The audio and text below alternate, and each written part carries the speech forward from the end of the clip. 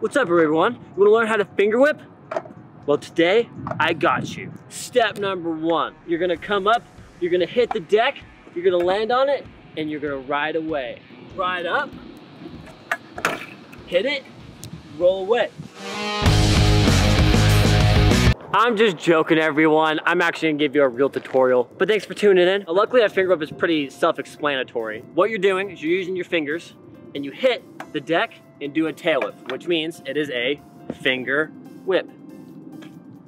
So luckily for you, you probably are not riding the scooter. If you are, a finger whip's still possible. It's just gonna be a little bit more painful because luckily nowadays, decks don't have these crazy edges on them because they realized they would cut people's fingers off. Not literally, but it sure felt like it. But nowadays, most of your decks are gonna be all boxed off like so, like this beautiful Clayton signature deck by Rd Industries.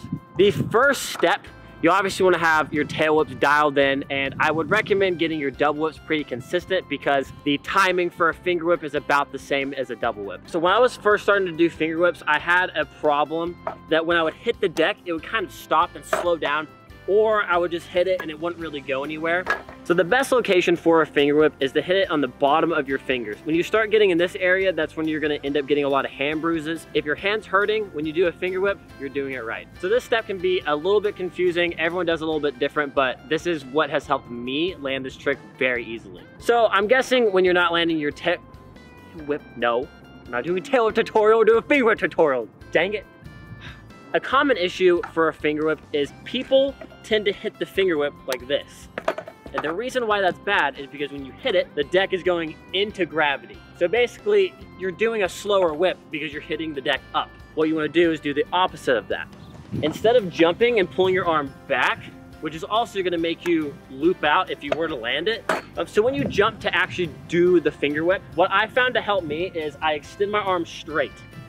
And what that does is it puts the scooter at this angle. So when you hit it, it's literally, the finger whip just falls. So when you straighten out your arm, the scooter, as you can tell, is gonna be that position.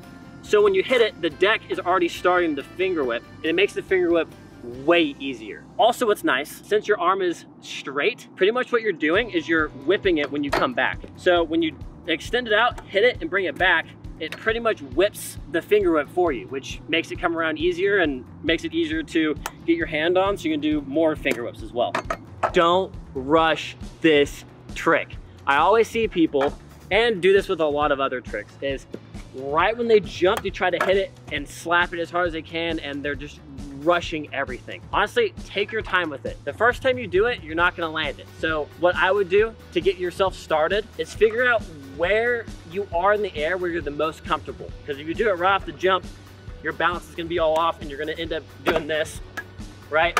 And get nowhere close. So really focus on your bunny hop, come up, jump.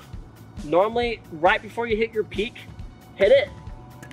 You land it, get your hand back on as quick as you can, and you're on your way.